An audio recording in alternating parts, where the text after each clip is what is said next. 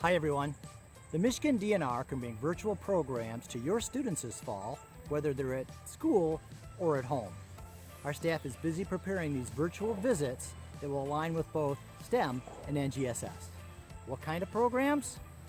Your students know the answers to these questions? How do paddling and pedaling promote healthy habitats? What is a gift from the Ice Age? What do the Tuquamanon River and this teabag have in common? Is this guy predator or prey? How are local river systems connected to your watershed? Why are some dune plants light in color and have extremely narrow leaves?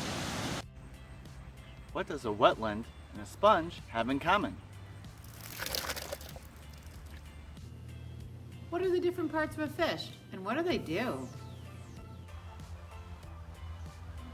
What was that bird? Can this really be good for trees?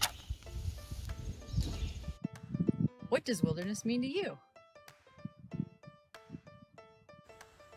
We've got a great group of educators looking forward to bringing some of Michigan's coolest places to your classroom. For more information, visit us online at michigan.gov/nature@school.